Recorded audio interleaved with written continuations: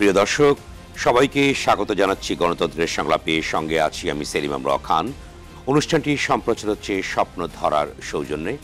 দর্শক, 1948 সালে ফিলিস্তিনিদের উচ্ছেদ করে ইসরায়েল রাষ্ট্র প্রতিষ্ঠিত হয়।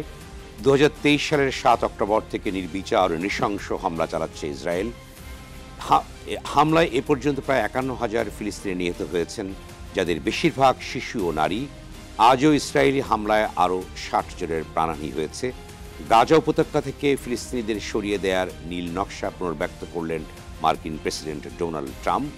সোমবার যুক্তরাষ্ট্র সফররত ইসরায়েলি প্রধানমন্ত্রী নেতানিয়াহুর সঙ্গে হোয়াইট হাউসে এক সংবাদ সম্মেলনে গাজা নিয়ন্ত্রণ ও মালিকানার স্বার্থে যুক্তরাষ্ট্রের বাহিনী থাকবে ভালো বলে মন্তব্য করেন ট্রাম্প। এদিকে ইসরায়েলি হামলার প্রতিবাদে বিশ্বজুড়ে আজও উত্তাল বিভিন্ন দেশ। ফিলিস্তিনিদের উপর ইসরায়েলের নৃশংস হামলার প্রতিবাদে সারা দেশে মিছিল, সমাবেশ ও সড়ক অবরোধ করে বিক্ষোভ হয়েছে। বিএনপি ফিলিস্তিনিদের নিপীড়িত জনগণের পক্ষে এখনই গণহত্যা বন্ধ না করলে অবিলম্বে বৃহৎ কর্মসূচি ঘোষণা করা হবে বলে হুঁশিয়ারি দিয়েছে দলটির স্থায়ী কমিটির সদস্য সালাউদ্দিন আহমেদ। গণহত্যার দায়ে ইসরায়েলকে সন্ত্রাসী রাষ্ট্র ঘোষণার দাবি ছাত্রদলের। ইহুদি পণ্য বর্জনের ডাক দিয়েছেন সংগঠনটি। এদিকে হামলার প্রতিবাদে সিলেট সহ দেশের বিভিন্ন স্থানে বাটা, জুতার শোরুম ও কেএফসি রেস্টুরেন্ট হামলা, ভাঙচুর, লুটপাতের ঘটনায় জড়িতদের আটক করা হচ্ছে এমন একটি বাস্তবতায়। দর্শক, আজ আমাদের আলোচনার বিষয় গাজায় কেন নৃশংসতা। আর এই বিষয়ে আলোচনার জন্য আজ আমাদের সঙ্গে স্টুডিওতে আছেন বিএনপির ভাইস চেয়ারম্যান শামসুজ্জামান দুদু, বিপ্লবী ওয়ার্কার্স পার্টির সাধারণ সম্পাদক সাইফুল হক এবং সাংবাদিক ও রাজনৈতিক বিশ্লেষক সোহরাব হাসান। দর্শক, অনুষ্ঠানের প্রশ্ন করতে অথবা মতামত জানাতে ফোন করুন টেলিভিশনের পর্দায় দেখা নম্বরে অথবা লিখুন ফেসবুকে। জানিয়ে রাখছি, অনুষ্ঠানটি ফেসবুকে সরাসরি সম্প্রচার হচ্ছে। যাচ্ছি মূল আলোচনার বিষয়ে গাজায় কেন এই নৃশংসতা। প্রথমেই শুরু করতে চাই জনাব শামসুজ্জামান দুদু, আপনাকে দিয়ে শুরু করতে চাই। আপনি জানেন যে গাজার ঘটনা আমরা সকলেই জানি এবং গতকাল ঢাকায় বড় ধরনের বিক্ষোভ হয়েছে। এই বিক্ষোভের ফলে কিন্তু বাংলাদেশে বড় প্রভাব পড়েছে। যে মুহূর্তে বাংলাদেশে একটি বিনিয়োগ সম্মেলন অনুষ্ঠিত হচ্ছে, সেই মুহূর্তে বাটার শোরুমগুলোতে আক্রমণ, অন্যদিকে কেএফসি এবং পিৎজা হাটের আক্রমণ কিন্তু ব্যাপক প্রশ্নের জন্ম দিয়েছে। এই বিষয়গুলোকে আপনি কিভাবে দেখবেন? জি, আপনাকে ধন্যবাদ। আমার দুইজন সহযোগী আলোচক অত্যন্ত বরেণ্য ব্যক্তি, শুভেচ্ছা। আর যারা দেখছেন তাদেরকে অভিনন্দন। মানে এই যে 51,000 কথা বললেন আপনি খুব স্বল্প একটা সময়ের মধ্যে, একটা বড় সেকশন হচ্ছে শিশু আর নারী। আমরা পত্রপত্রিকায় যেটা দেখেছি, প্রায় প্রতিনিয়তই আমরা সোশ্যাল মিডিয়াতে এবং পত্রপত্রিকাতে যেসব ছবি দেখি, এটা ভয়ঙ্কর এবং ভয়াবহ, নৃশংস। মানে এটার কোনো ব্যাখ্যা দেওয়া খুব কঠিন। এবং এর সঙ্গে যারা যুক্ত, কি বলবো, তারা মানবতার ফেরিওয়ালা বিশ্বের। অথচ এই খুনিদের তারা জায়গা শুধু দিচ্ছেন না, রসদ দিচ্ছে, অর্থ দিচ্ছে, অস্ত্র দিচ্ছে, সেনাবাহিনী দিচ্ছে, নৌবহর পাঠাচ্ছে এই হত্যাকাণ্ডের সঙ্গে নিজেদেরকে সরাসরি প্রকাশ্যে ভূমিকা রাখার জন্য।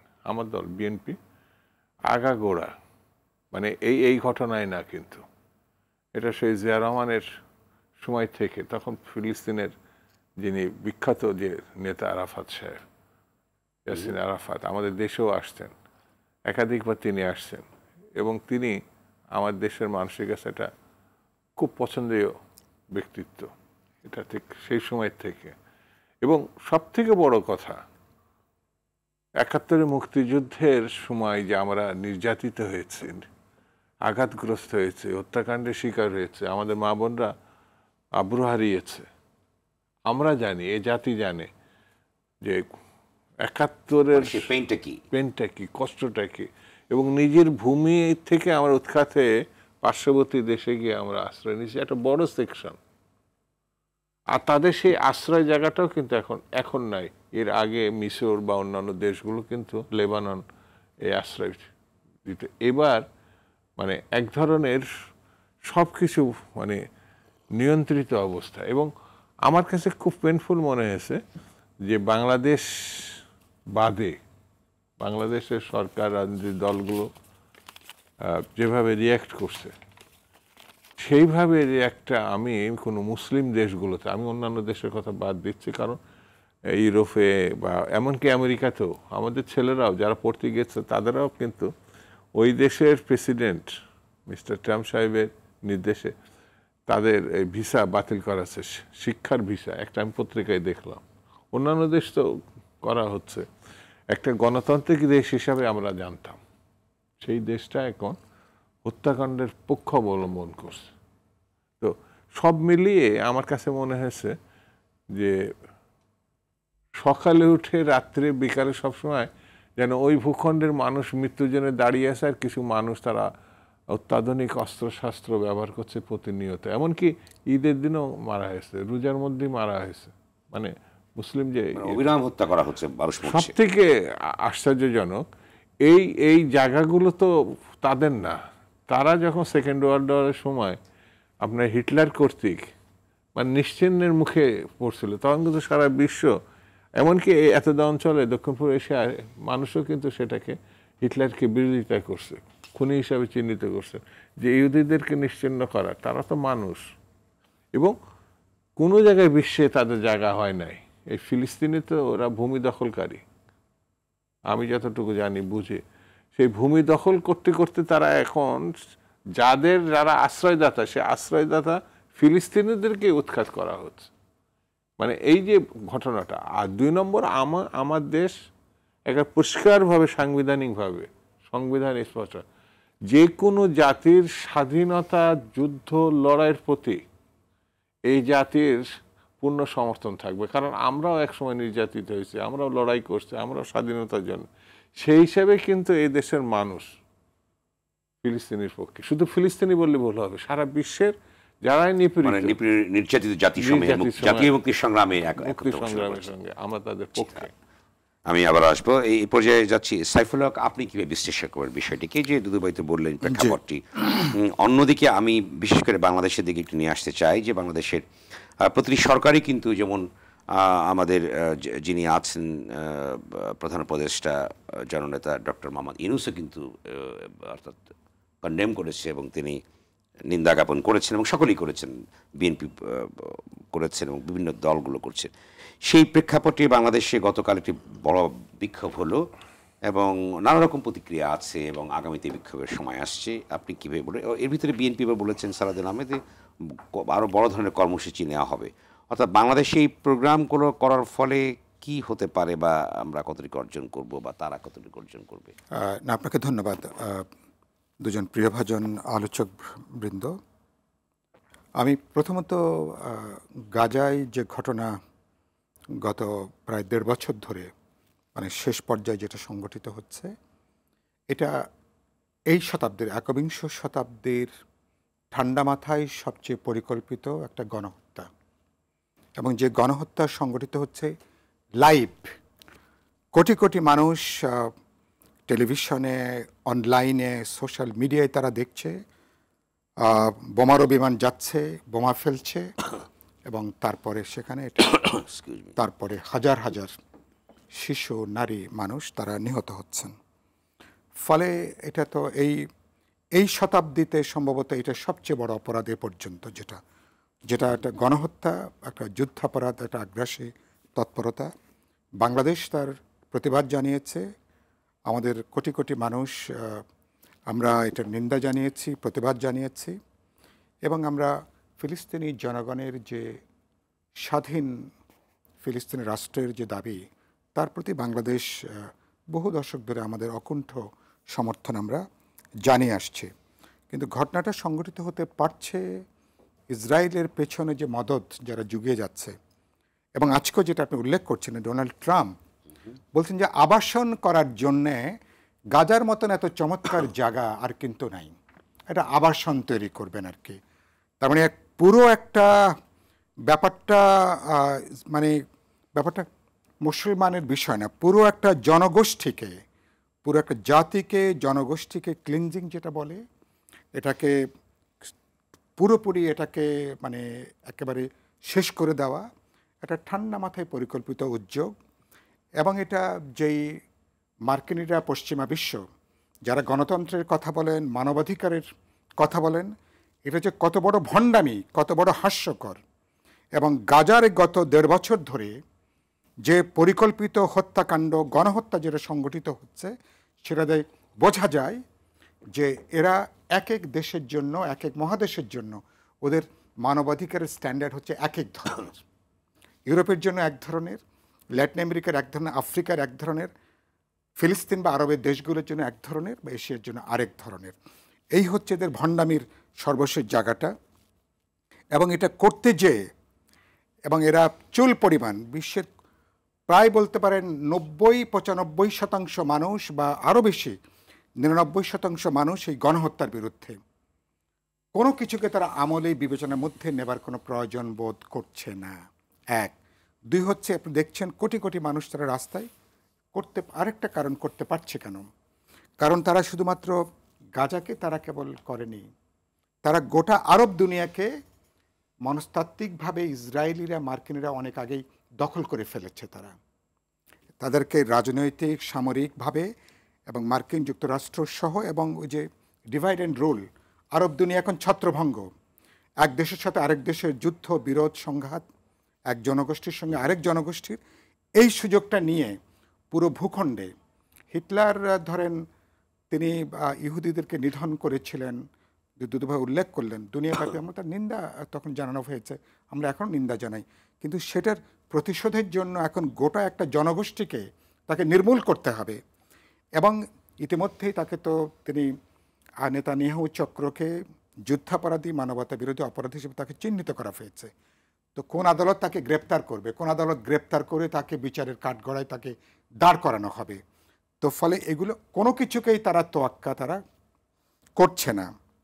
এবং এটা করতে যে পুরো আরব দুনিয়াকে তারা সামরিক, রাজনৈতিক বিলিয়ন বিলিয়ন ডলার, একদিকে তারা অস্ত্র তারা বিক্রি করছে, একদিকে তেল নিচ্ছে, আবার তারা অস্ত্র বিক্রি করছে। বলতে পারেন যে আরব দুনিয়ার যে অনৈক্য বিভাজন, এই সুযোগটাকেও ইসরায়েল তারা কিন্তু এটাকে তারা গ্রহণ করেছে। বাংলাদেশের মানুষ আমাদের মুক্তিযুদ্ধে ইয়াসির আরাফাত সহ তাদের একটা অসাধারণ ভূমিকা। আমার মনে আছে আমরা যখন ছাত্র বিশ্ববিদ্যালয়ে পড়ি, জর্জ হাবাস, তখন তিনি PLF তখন তিনি প্রধান, তিনি একজন বিপ্লবী, তিনি একজন মার্কসিস্ট, একজন বিপ্লবী। এখন তাদের যে তৎপরতা, তখন এটা আমাদের তরুণ বয়সে আমাদেরকে বিশালভাবে আমাদেরকে উদ্দীপনা জুগিয়েছিল। দেশটা আমাদের বুকের ভেতর রাখা আছে। এই স্বপ্নগুলি দেশের সবচেয়ে বড় সম্পদ। আমরা বিশ্বাস করি এই স্বপ্নগুলিতেই তৈরি হবে স্বপ্নের বাংলাদেশ। স্বপ্ন ধরা, ধরনীর বুকে স্বপ্নের ঠিকানা। এবং আমরা বলেছি, যেখানে জাতীয় মুক্তি সংগ্রাম, যেখানে স্বাধীনতার লড়াই, আত্মনিয়ন্ত্রণের লড়াই, স্বাধীন ভূখণ্ডের লড়াই, সেখানে বাংলাদেশ আমরা সমর্থন যোগাবো। ফিলিস্তিনি এ পর্যন্ত তারা যেমন করেছে, আজকে আমাদের রক্তের ঋণ পরিশোধ করার দায়িত্ব বাংলাদেশের। এটা কেবলমাত্র ওনারা মুসলমান জনগোষ্ঠী বলে না, একটা গুরুত্বপূর্ণ একটা মানুষ, এটা উদ্বাস্তু হয়ে 76 বছর। এই যে একটা আমি ছোট্ট একটি প্রশ্ন আপনাকে করি, যেহেতু বললেন একটি কথা, যে একটা নেগেটিভ আছে যে মুসলমান ভাইদের মারছে, আপনি তো বললেন যে একটা মানবিকতার কথা, সমগ্র বিশ্বের সেই জায়গাটিতে আপনি যদি বিশ্লেষণ। আমি বলছি প্রশ্নটা এটা কোনো মুসলমানের বিরুদ্ধে জায়নবাদীদের ব্যাপারটা এটা না। ওখানে যদি অন্য কোনো জনগোষ্ঠীও থাকতো, মুসলমান না হয় যদি অন্য কোনো ধর্মে, তাহলে সেটাও তারা কিন্তু একইভাবে তারা করতো। ফলে প্রশ্নটা কিন্তু এইখানে, ফলে এটাকে সাম্প্রদায়িক চেহারা দেবার কোনো কারণ নেই।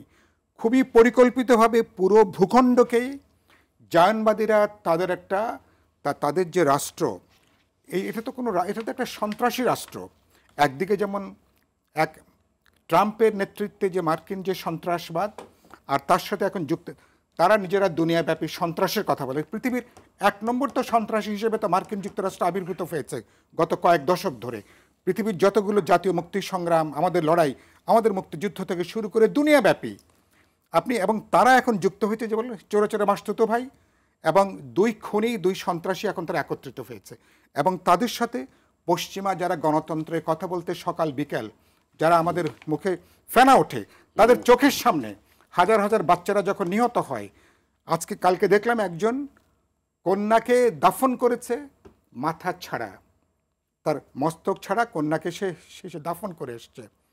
আপনি নিশ্চয়ই শুনেছেন। আমি আজকে ওই জাতীয় কবিতা পরিষদ তারা আজকে শাহবাগে তারা এটার প্রতিবাদে তারা সমাবেশ আমি গিয়েছিলাম, আমি সেখানে বলেছি নাজিম হিকমতের একটা খুব বিখ্যাত একটা লাইন আছে যে মানুষের মুন্ডুটা তো আপনার একদম ফুলের কুড়ি না, ইচ্ছা করলে আপনি মুন্ডুটাকে আপনি টেনে আপনি সেখানে ছেড়ে ফেললেন।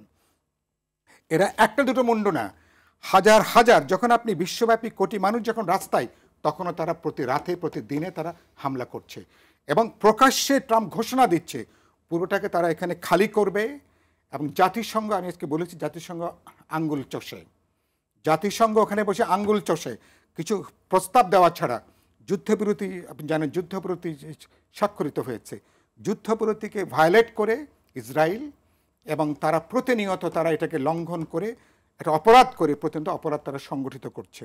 আমি বিশ্বাস করি আরব দিনে এক সময় যে আরব বসন্ত যেটা জেগে উঠেছিল, আমি বিশ্বাস করি আজকে না হলে কালকে, কালকে না হলে পরশুদিন আরব দুনিয়ার এই মানুষ তারা জেগে উঠবে। তাদের সাথে সারা দুনিয়াব্যাপী বাংলাদেশ সহ সাম্রাজ্যবাদ বিরোধী, যুদ্ধ বিরোধী, আগ্রাসন বিরোধী, গণহত্যা বিরোধী পৃথিবীর শত শত কোটি মানুষ তারা জেগে উঠবে।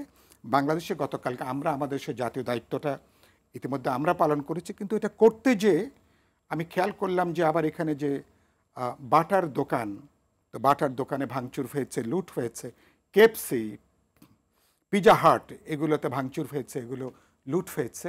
এমন একটা সময় যখন বাংলাদেশে একটা অসাধারণ বিনিয়োগ সম্মেলন যখন আমাদের চলছে, এটা কোনো বলতে কোনো দ্বিধা নেই, এটা খুব নেতিবাচক বার্তা যাচ্ছে এটা। এবং এর পেছনে আমি মনে করি সংগঠিত একটা মাফিয়াতন্ত্র যারা এর পেছনে যারা কাজ করছে, এবং বাস্তবে বাংলাদেশে এখন একটা আধা নৈরাজ্যিক পরিস্থিতি চলছে। আপনি এই যে বিনিয়োগটা আপনি করছেন, এটা একদিকে আশাবাদী, কিন্তু এই নৈরাজ্য যদি চলতে থাকে তাহলে এই হয়তো আপনি সম্ভাবনা তৈরি হবে, কিন্তু বাস্তবে কিন্তু কেউ কিন্তু এখানে বিনিয়োগ করতে আসবে না। ধন্যবাদ। এখানে আমি আলোচনায় আসবো আবার আপনার কাছে। সরওয়ার হাসান, আপনি বলুন যে জনাব সাবিল বলবার চেষ্টা করেছেন যে তাদের আত্মনিয়ন্ত্রণ অধিকারের যে আন্দোলন দশকের পর দশক বাংলাদেশ সমর্থন করে আসছে, প্রগতিশীল সংগ্রহ করে আসছে, কিন্তু এখন অনেকে বলবার চেষ্টা করেছেন নাকি একটি সাম্প্রদায়িকতা যেটা সাইফুল্লাহ বলেন দেওয়ার চেষ্টা হচ্ছে, যেমন হামাসের এখানে অংশগ্রহণটা, অন্যদিকে গতকাল যে আপনার বিক্ষোভটা হয়েছে সেখানে আইএসের পতাকা প্রদর্শন, লাদেনের ছবি দেখানো, কিংবা নানা রকম যে বিষয়গুলো আমরা গণমাধ্যমে পেয়েছি বা মানুষও বলছে, আমরা শুধু ফেসিলিটেট করছি আপনাকে, এই বিষয়গুলোকে আপনি কিভাবে দেখছেন বিষয়টি? ধন্যবাদ দুই সভা আলোচককে, ধন্যবাদ। তারা আসলেই বিস্তারিতই বলছেন। এরপরে যেটা যোগ করার সেটা হচ্ছে আমরা কি সভ্য দুনিয়ায় আছি না আমরা অসভ্য দুনিয়ায় আছি। যদি সভ্য দুনিয়ায় থাকি তাহলে এ ধরনের বর্বরতা, এ ধরনের নৃশংসতা চলতে পারে না। গণতন্ত্র, আত্মনিয়ন্ত্রণাধিকার, নিজস্ব ভূখণ্ড তো অনেক পরের। মানুষকে নিশ্চিহ্ন করে ফেলা হয়েছে, একটা জীবন্ত জনপদকে বিরান করে দেওয়া হয়েছে, এবং সারা বিশ্ব এটি তাকেই দেখছে। এই অপরাধ বোধ প্রতিটি মানুষের মধ্যে জাগ্রত হওয়া উচিত। যদি না জাগ্রত হয় তাহলে সেটা লজ্জার বিষয়। এবং এই প্রতিবাদের নামে বাংলাদেশে যেটা হয়েছে সেটাও অত্যন্ত লজ্জার বিষয়, যে আমরা প্রতিবাদ করতে পারলাম। প্রতিবাদ হয় কখন? অন্যায়ের বিরুদ্ধে ন্যায়ের, অসত্যের বিরুদ্ধে সত্যের সংগ্রাম। তো সেখানে যে চুরি করা, জুতা নিয়ে আসা, আগুন দেওয়া, ভাঙচুর করা, এবং কক্সবাজার দেখলাম যে হোটেলে হামলা হয়েছে, ভাঙচুর হয়েছে, কয়েকজন পর্যটক, দেশি বিদেশি যে পর্যটক আহত হয়েছেন, এবং যেভাবে লুটপাট করলো, এবং এই লুটপাট কিন্তু অনেক দিন ধরে চলে আসছে, এবং সেই লুটপাটটা বন্ধ করা হয়নি। মানে মব জাস্টিস না, মব ভায়োলেন্স, সেই ভায়োলেন্সকে প্রশ্রয় দেওয়া হয়েছে, নীরব থাকা হয়েছে। এবং এখনও সরকার, স্বরাষ্ট্রমন্ত্রী উপদেষ্টা বললেন যে আমরা এরপর দেখব। মানে এতদিনেও দেখেননি তারা। মানে এ তো কি বলে। আচ্ছা সরওয়ার স্যার, এখানে একটি প্রশ্ন আমি তুলতে চাই যে যখন আপনার সিলেটে পিজা ইন কিংবা যে বাটার দোকানে আক্রমণ করা হলো আমরা সকলেই দেখেছি, এবং তার আগেই কেন এই পদক্ষেপগুলো নেওয়া হলো না? অর্থাৎ যে ধারাবাহিকতা যেটা বলেন যে একটি সেমি নৈরাজ্যজনক অবস্থা চলছে, সেমি এনিমি সিচুয়েশন চলছে, সেই ক্ষেত্রে কেন এই ঘটনাগুলো ঘটছে অথচ সরকার, রাষ্ট্র সেই ব্যবস্থাগুলো আগেই প্রিমিটিভ মেজার্স কেনগুলো নেয় না? কারণটা কি? আওয়ামী লীগ সরকার পতনের পর একটা তাৎক্ষণিক প্রতিক্রিয়া অনেক জায়গায় হয়েছে, কিন্তু আজকে 8 মাস পরও কি তাৎক্ষণিক প্রতিক্রিয়া? 8 মাস পরও কি লুটপাট হবে? কারো বাড়িতে হামলা করা হবে, কারো কারো দোকান দখল করা হবে, এবং এটি চলতে দেওয়া হয়েছে। এটা আমাদের রাজনৈতিক নেতৃত্বের ব্যর্থতা, আমাদের ছাত্র নেতৃত্ব যারা এই অভ্যুত্থানে অগ্রণী ভূমিকা পালন করেছে তাদের ব্যর্থতা, এবং আমি মনে করি নাগরিক হিসেবে আমাদের সবার ব্যর্থতা।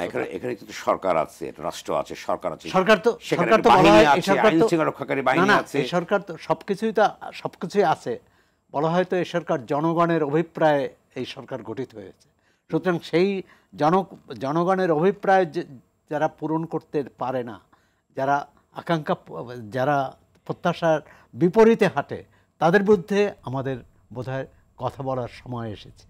কারণ আপনি দেখেন একের পর এক ঘটনা, এবং কোনোটায় রাজনৈতিক ট্যাগ লাগানো হয়, কোনোটায় সামাজিক ট্যাগ লাগানো হয়, এবং যে প্রশ্নটি আসছে যে প্যালেস্টাইনে ফিলিস্তিনি ভূখণ্ডে মারা যাচ্ছে কারা, হ্যাঁ তারা ধর্মবিশ্বাসে মুসলমান, এটা তাদের অপরাধ না। এবং কারা মারছে দেখুন, তারা 80 বছর আগে দ্বিতীয় বিশ্বযুদ্ধে তারা পুরো ইউরোপ থেকে উত্তীর্ণ হয়েছিল, তাদের একটা বড় অংশকে হত্যা করেছে এবং বাকিদের বিতাড়িত করেছে। সেই জনগোষ্ঠী, তাদের তো কৃতজ্ঞ থাকা উচিত এই প্যালেস্টাইনিদের প্রতি, যে যেখানে তারা আশ্রয় পেয়েছে বা যেখানে তারা আছে, তারা একটি রাষ্ট্র, সেটি কতটা ন্যায়সঙ্গত সেই বিতর্ক থাকতে পারে, কিন্তু তারা সেখানে তাদের তো উচ্ছেদ করতে যায়নি, প্যালেস্টাইনিরা তাদের উচ্ছেদ করতে যায়নি, বরং প্যালেস্টাইনিদের নিশ্চিহ্ন করতে যাচ্ছে। আর এক্ষেত্রে তথাকথিত মুসলিম বিশ্ব যে শুধু ব্যর্থতা না, যে অথর্বতার পরিচয় দিয়েছে, যে অবিমিষ্যকারিতার পরিচয় দিয়েছে, এবং যে নিষ্ক্রিয়তা দেখাচ্ছে এই 70 বছর ধরে, মানে এটি অকল্পনীয়। এবং আগে তবু প্রতিবাদ হতো এক ধরনের, এবং 70-80 দশকে প্যালেস্টাইনিদের যে কোনো ঘটনায়, এবং এত বড় নৃশংসতা হয়নি। যুদ্ধ হয়েছে, এবং দুই যুদ্ধেই যে আরবরা হেরে যাওয়ার কারণ তো হচ্ছে অনৈক্য। কেউ যুদ্ধে অংশ নিয়েছে, কেউ বিরোধিতা করেছে, এবং একে একে সব রাষ্ট্রগুলোকেই কিন্তু ইসরায়েল পক্ষে নিয়ে গেছে। যুক্তরাষ্ট্র, মিশর, সৌদি আরব সহ মধ্যপ্রাচ্যে যে দেশগুলো আছে, শুধু ইরানকে পারেনি। ইরানকেও কতভাবে আক্রমণ করছে, কতভাবে অবরোধ তৈরি করছে, যাতে তারা কথা না বলতে পারে। এখন হচ্ছে যে হ্যাঁ, বাংলাদেশের প্রতিবাদ বা বাংলাদেশের বিক্ষোভ, এটি কতটা বিশ্বকে জাগ্রত করবে সেই প্রশ্ন আছে। কিন্তু তারপরও আমি মনে করি যে আমরা যেভাবে প্রতিবাদ করছি, এই প্রতিবাদের ভাষাটি আরো জোরালো হওয়া উচিত, এবং এটি সরকারিভাবে, মানে সেই প্রতিবাদটি যে দোকানপাট ভেঙে চুরে বিনিয়োগগুলোকে ক্ষতিগ্রস্ত করে হবে, প্রতিবাদ ধরনটা কি হবে? প্রতিবাদ হবে শান্তিপূর্ণ, প্রতিবাদ হবে ন্যায়সঙ্গত। আপনার দোকানপাট থেকে জুতো নিয়ে গেছে, যা চুরি করেছে, তো চোরদের ধরতে হবে। আর চোররা তো কখনো ন্যায়ের পক্ষে লড়াই করতে পারে না, এবং যারা ভাঙচুর করেছে তারা তো সন্ত্রাসী। এখন মানে এতে করে বিদেশিকে বার্তা যাবে, আপনি যদি একটু বলেন। বিদেশিকে বার্তার চেয়েও বড় হচ্ছে কি, এটি আমাদের সামগ্রিক নৈতিক অবক্ষয়। আমাদের মূল্যবোধের পড়ে যায়, আমরা মূল্যবোধ ধরে রাখতে পারি না কখনোই, মানে কোনো ক্ষেত্রেই না। এবং এটি কি গতকালই হয়েছে? আপনি গত 7-8 মাসে দেখুন একের পর এক ঘটনা ঘটছে, এবং সরকার নিষ্ক্রিয় ভূমিকা পালন করে। গরু চুরি, ছাগল চুরি, সবই হচ্ছে চুরি। জি, গরু চুরি, ছাগল চুরি না, মনুষ্যত্ব চুরি হচ্ছে। এই মনুষ্যত্ব জাগ্রত করতে হবে, তাহলেই হয়তো বাংলাদেশ বলতে পারবে যে প্যালেস্টাইনে অন্যায় হচ্ছে, তাদের উপর অন্যায় হচ্ছে, ইসরায়েলি দখলদারি চালাচ্ছে।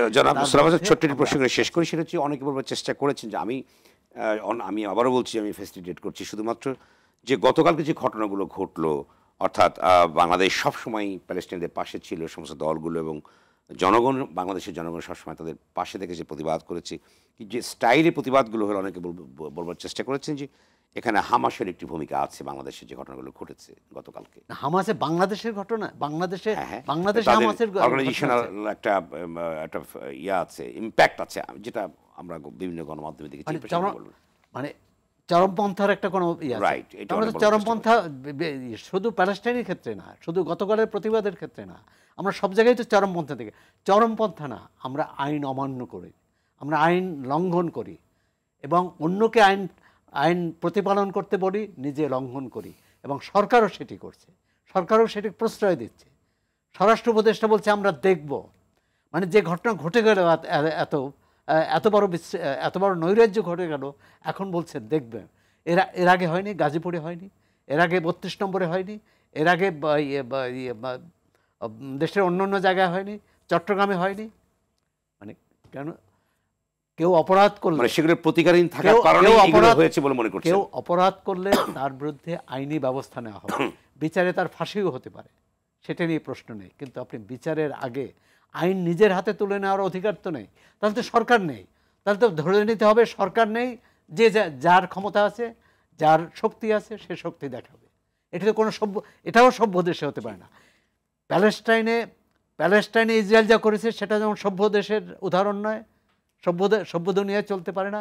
বাংলাদেশে যেটা হচ্ছে এটাও সভ্য দুনিয়ায় চলতে পারে। দেশটা আমাদের বুকের ভেতর রাখা আছে। এই স্বপ্নগুলি দেশের সবচেয়ে বড় সম্পদ। আমরা বিশ্বাস করি এই স্বপ্নগুলিতেই তৈরি হবে স্বপ্নের বাংলাদেশ। স্বপ্ন ধরনীর বুকে স্বপ্নের ঠিকানা। এই পর্যায়ে আমি যাচ্ছি শামসুজ্জামান দুদু আপনার কাছে। আপনি বলুন যে যেখানে বিনিয়োগ হচ্ছে, সম্মেলন হচ্ছে, অন্যদিকে বাংলাদেশে যে নিশ্চয়ই প্রতিবাদ হবে প্যালেস্টাইনকে নিয়ে, কিন্তু যে ঘটনাগুলো ঘটলো এবং ঘটতে যাচ্ছে, আপনি এ প্রসঙ্গে কী বলবেন? আপনার বিশ্লেষণ কী আছে? এটা তো অবশ্যই নিন্দনীয়।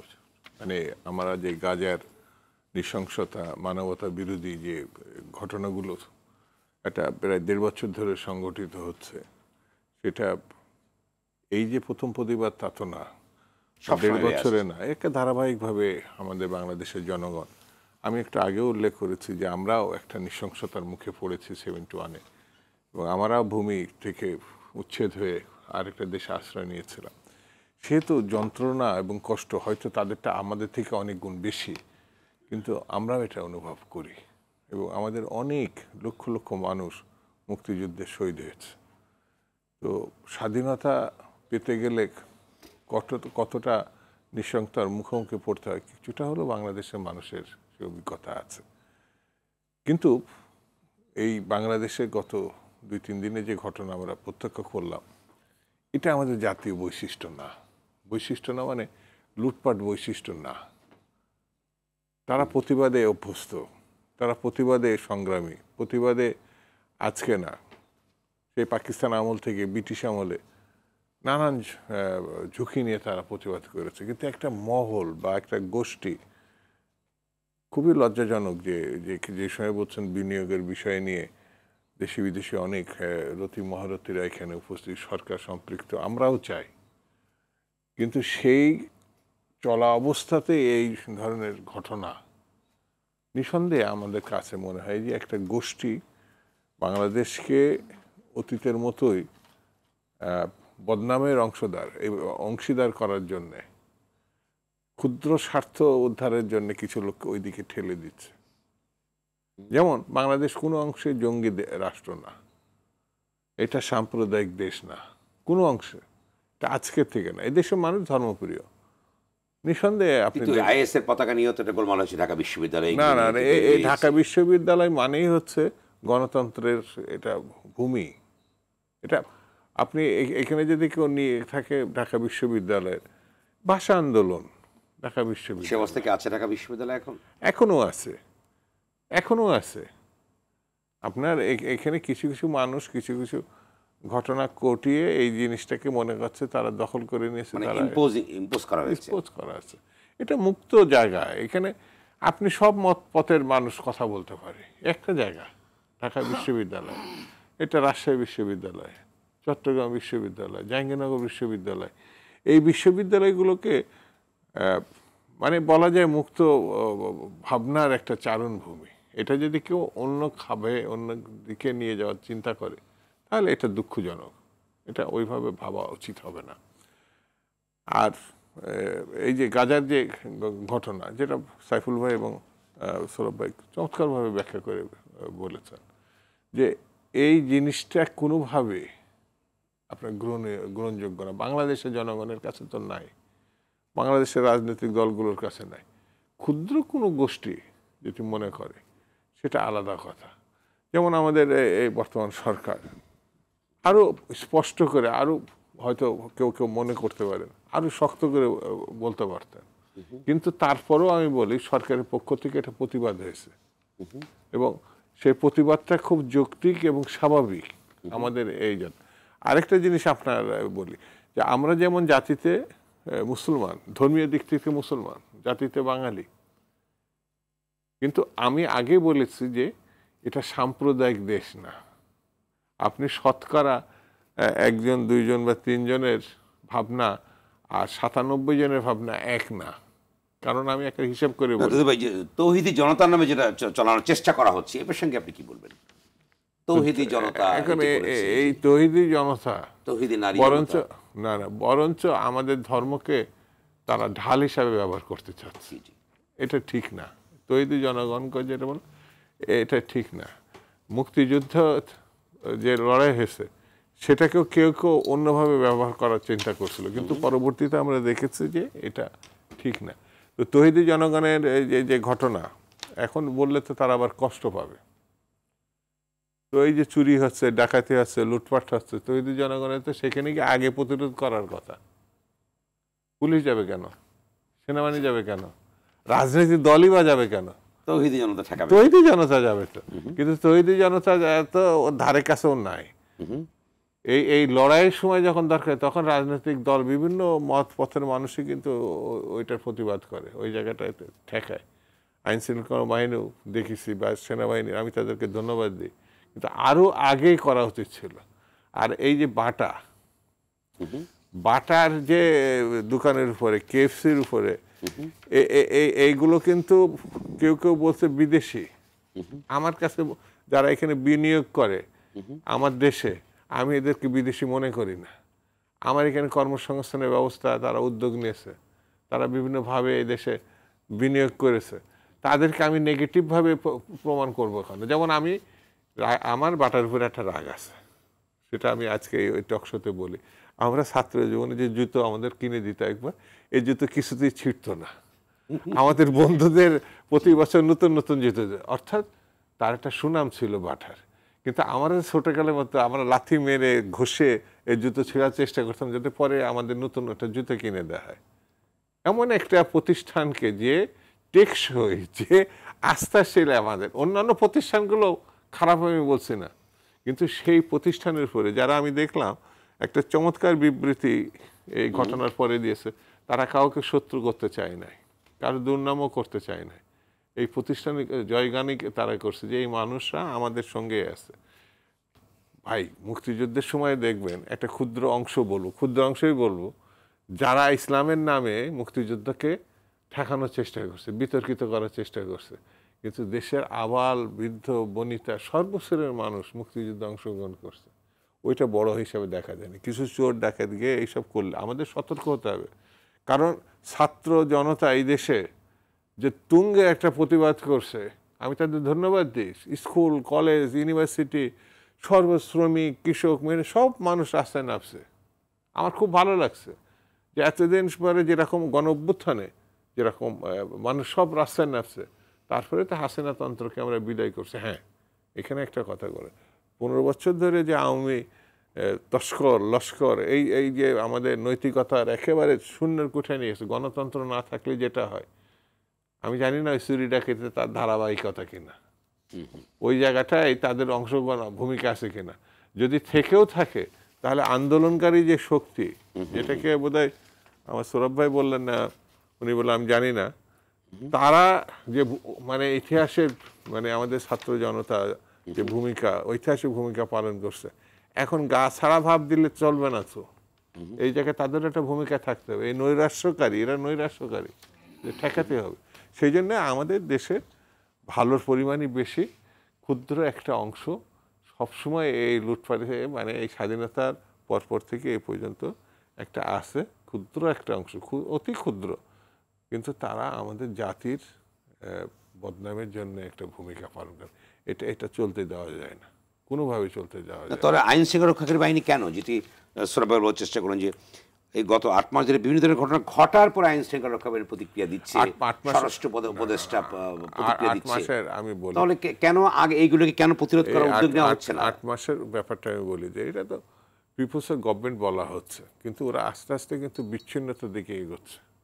মানুষের ম্যান্ডেট প্রাপ্ত, সেটি ভোটের মধ্য দিয়ে একটি সরকার গঠিত হতে হবে, যেটা গত 15 বছর ছিল না। এখন যে ছিল না, এখনও আমি ভোটের দিকে জাতি নিয়ে যাচ্ছি না। আমার এই যে কিছু রতি মহারথী, এরা তো কোনো জায়গায় আন্দোলনে ছিল পরে 1 নম্বর ব্যক্তি সহ আজ 1 নম্বর 2 নম্বর সব যারা আছেন কোনো সময় আন্দোলনে ছিল, একটা মামলা খাইছে রাজনীতি কারণে, লড়াইয়ের কারণে, জেলে গেছে, এটা আমার জানা নাই। আমি তারপরও তাদেরকে অশ্রদ্ধা করছে না। যেটা মূল কাজ মানুষের, আপনি ওই যে মানে কুলি মজুর কামার কুমার জেলে এই যে শ্রমিক, আপনি আপামর জনগণকে আপনি একটা রাইট দেন না কেন, যে রাইটটা দিয়ে আপনি একটা নির্বাচিত সরকার প্রতিষ্ঠা নির্বাচিত সরকার আসতে হবে, তাহলে এ ছাড়া কোনো মুক্তির কোনো পথ আছে বলে আমার কাছে এখন মনে হয় না। সাইফুল হক, আপনি বলুন। আমি কয়েকটা বিষয় জি। প্রথম কথা যে একটা কথা বলছিলেন, 2-3টা জিনিস ধরে বলি। এই গাজার ইস্যুতে, এই যে গণহত্যার ইস্যুতে বাংলাদেশ যে রেসপন্স দেখিয়েছে, মানুষের যে বিশাল প্রতিবাদ, আমাদের বিক্ষোভ, হ্যাঁ কিছু যেটা বললেন ভাঙচুর লুটপাট, সেগুলো অনাকাঙ্ক্ষিত, সেগুলো আমি বিচ্ছিন্ন বিক্ষিপ্ত ঘটনা হিসেবে দেখি। এটা আমাদের কমন এটা কোনো ফেনোমেনা না। এটা অনেক সময় ঘর পড়ার মধ্যে মানুষ আলু পড়া দেয়, এরকম কিছু সুযোগ সন্ধানীরা কাজ করে, আর সেটা একটা বিষয়। কিন্তু বাংলাদেশের যে প্রতিক্রিয়া, মানুষের যে সংহতি যেটা জানিয়েছে, আমরা আরব দুনিয়ার খুব কম দেশেই কিন্তু গত 1.5 বছর ধরে এই গাজার এই গণহত্যার বিরুদ্ধে তারা কিন্তু তাদের পাশে তারা কিন্তু দাঁড়াতে পেরেছে। যারা ধর্মের দিক থেকে অধিকাংশ মুসলমান সম্প্রদায়ের, ইসলামে বিশ্বাসী মানুষ, তাদের যে সংহতি জানানোর কথা এবং তারা যেভাবে একাত্মবোধের তারা যেভাবে দাঁড়ানোর কথা, আমরা আরব দুনিয়াকে সেটা আমরা দেখিনি।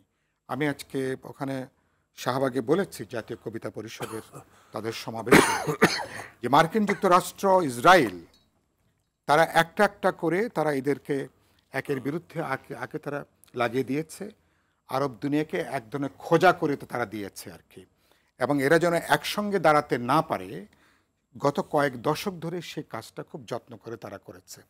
তার মানে তারা এই যে আগ্রাসন চালাতে পেরেছে, তারা জানে যে আরব বিশ্বের একমাত্র ইরান বা এরকম 2-1টা দেশ ছাড়া অন্যেরা নানাভাবে তারা মার্কিন যুক্তরাষ্ট্র, ইউরোপিয়ান ইউনিয়ন অথবা ইসরায়েলের সাথে নানাভাবে তারা কিন্তু সম্পর্কিত। সুতরাং তারা যে গাজার এই নৃশংসতা বর্বরতার বিরুদ্ধে তারা যে দাঁড়াবে না, এই হিসাব কিন্তু এই নেতানিয়াহু গোষ্ঠী তাদের কিন্তু আছে, তাদের এটা আছে আর কি। ফলে আপনি বাংলাদেশ কয়েক হাজার মাইল আমরা দূরে, আমরা যে সংহতি জানিয়েছি, তারা কিন্তু সেটা তারা জানাতে পারেনি, এটাকে হিসাবের মধ্যে নেওয়া দরকার। তাহলে প্রশ্নটা ধর্মের প্রশ্ন না, এর মধ্যে রাষ্ট্র রাজনীতির প্রশ্ন, অর্থনীতির প্রশ্ন, এর সঙ্গে গ্লোবাল যে পলিটিক্সের কিভাবে তারা তার পার্ট হিসেবে তারা দাঁড়িয়েছে, এই প্রশ্নগুলো যুক্ত করা দরকার। আপনি আরেকটা কথা বলছিলেন, এই সোশ্যাল মিডিয়া বা এই তথ্য প্রযুক্তির এই যুগে পৃথিবীর কোনো দেশের প্রতিবাদ অন্য দেশ থেকে বিচ্ছিন্ন না। এখানে ভাবাদর্শগতভাবে, সাংস্কৃতিক দিক থেকে, আইডিয়ার দিক থেকে নানাভাবে মানুষ উজ্জীবিত হতে পারে। আমরা ভিয়েতনামের যে অসাধারণ যে লড়াই, ভিয়েতকংদের এই যে যারা বিপ্লবীদের, বামপন্থী কমিউনিস্ট বিপ্লবীদের, সারা দুনিয়ার সাম্রাজ্যবাদ বিরোধী লড়াই তার দ্বারা মানে অনুপ্রাণিত হয়েছে না, জাতীয় মুক্তি সংগ্রাম তার দ্বারা অনুপ্রাণিত হয়েছে না। তা আমি সোভিয়েত ইউনিয়ন বা আমি চীন বিপ্লবের কথা বাদই দিলাম, এমনকি কিউবার 59 সালের কিউবার যে বিপ্লব, সারা দুনিয়া, ছোট্ট একটা দেশ, সেই দেশের মানুষের হার মানা যে লড়াই, সেই লড়াই সারা দুনিয়ার মানুষকে উজ্জীবিত করেছে না। সুতরাং এগুলো আপনি যেটা বললেন, ঢাকাতে নানাভাবে এটা উদ্দীপনা হতে পারে, একটা ভাবাদর্শিক প্রেরণা কাজ করতে পারে। কিন্তু একটা আমি নিশ্চিত, যদু ভাই একটু বললেন, সৌরভ ভাই নিশ্চয়ই একমত হবেন, আমাদের মানুষ ধর্মপ্রাণ, ধর্মান্ধ না, কোনো ধরনের চরমপন্থাকে এখন তো আপনারা আমাদের মানুষ গ্রহণ করেনি। গত কয়েক দশক ধরে এখানে চরমপন্থার নামে বহুদিকে এখানে পুশ করা হয়েছে। মানুষ কিন্তু সে পথে মানুষ কিন্তু পা দেয়নি। মানুষের বিবেক, তার চেতনা, তার বোধের জায়গাটা, তার মধ্যে তার যে একটা তার নিজের যে দায়িত্বশীলতার জায়গা থেকে মানুষ সবসময় এই জায়গাটা কিন্তু বিবেচনার মধ্যে রেখেছে। তা আপনি কি মনে করেন যে প্রতিবাদগুলো হয়েছে এগুলো দায়িত্বশীলতার জায়গা থেকে হয়েছে এবং দায়িত্বপূর্ণ আচরণ করা হয়েছে, সেটা কি না, মনে করছেন না, আপনি? আমি বা মনে- পরিপূর্ণভাবে যারা আপনার গণতান্ত্রিক এবং প্রোগ্রেসিভ তাদের নিয়ন্ত্রণে এই আন্দোলনটা কি আছে বা প্রতিবাদটা কি আছে? না না, আমি তো আর এখানে দাড়িপাল্লা বা নিক্তি নিয়ে নামিনি, কিন্তু এটা তো বুঝি। ধরেন এখন এখানে একটা মুসলিম সেন্টিমেন্ট এখানে কাজ করছে, এটাকে তো অস্বীকার করবার কোনো সুযোগ নেই, এটা সত্য। কিন্তু একই সাথে এটা তো না, আমি তো আমার রাজনৈতিক জীবনে আমি তো মনে হয় গত 50 বছরের বেশি ফিলিস্তিনের ইস্যুতে তো আমি তো কত শত বক্তৃতা করেছি, এবং আমার মতন এরকম সময় আমাদের অসংখ্য শেষ। নেতা, মানুষ, সংগঠকেরা। ফলে আমরা কিন্তু যখন ইসলামী কোনো দল যখন রাস্তায় দাঁড়ায়নি, তখন কিন্তু right. এই বাম প্রগতিশীল গণতান্ত্রিক শক্তি ফিলিস্তিনের জন্য আরব বিশ্বের যে কোনো হামলা আক্রমণের বিরুদ্ধে আমরা দাঁড়িয়ে কিন্তু সবার আগে আর কি। এখন তো যদি এগুলো- পরিবর্তন এগুলোর চেঞ্জ হয়ে গেছে। স্যার ভাই আপনি জন্য। বলুন। জি, জি। না, সাইফুল ভাইয়ের কথা ধরে যেটা বলতে হয় যে তখন যে রাজনৈতিক শক্তি বা দল সংগঠন, তাদের সংগঠিত প্রতিবাদ ছিল বলেই এই নৈরাজ্যের ঘটনা ঘটেনি। এখন বিচ্ছিন্নভাবে, বিক্ষিপ্তভাবে এবং নানা স্বার্থান্বেষী মহল থেকে প্রতিবাদ করেছে, এবং তাদের মূল উদ্দেশ্য প্রতিবাদ নয়। তারা কখনো ধর্মকে ব্যবহার করে, কখনো কখনো প্রশাসনকে ব্যবহার করে, এবং কখনো নৈরাজ্যকর পরিস্থিতি তৈরি করে এক ধরনের উস্কানি দেওয়া। না হলে এই দাঁড়ায় না যে রাষ্ট্র পরিচালনার দুর্বলতা, যেটা দুই ভাই বললেন, প্রথমত যে নির্বাচিত রাষ্ট্র পরিচালনা সরকার- যারা রাষ্ট্র পরিচালনা করেছে তাদের যেমন দায়িত্ব, আবার যারা এই কর্মসূচিটা নিয়েছে তাদেরও দায়িত্ব। জি। রাজনৈতিক দলগুলো অতীতে যে সাইফুল ভাই যে শেষ প্রতিবাদের করতে হবে, কথা জি। বললেন, রাজনৈতিক দলগুলো যখন কর্মসূচি নেয় তখন আইন শৃঙ্খলা রক্ষা জি, ধন্যবাদ। কর্মীদের ধন্যবাদ, শেষ করতে হবে। সংগঠিত ইসলাম ভাই, সংগঠিত ধন্যবাদ। করার এটা দায়িত্বটা তার, আপনাদের কিন্তু এখন সেই দায়িত্বটা তিনজনকে এই আলোচনা অংশ নেবার জন্য ধন্যবাদ সবাইকে। দর্শক, স্বপ্নধারা নিবেদিত গণতন্ত্রের সংলাপ আজ এ পর্যন্তই। সঙ্গে থাকবার জন্য ধন্যবাদ সবাইকে।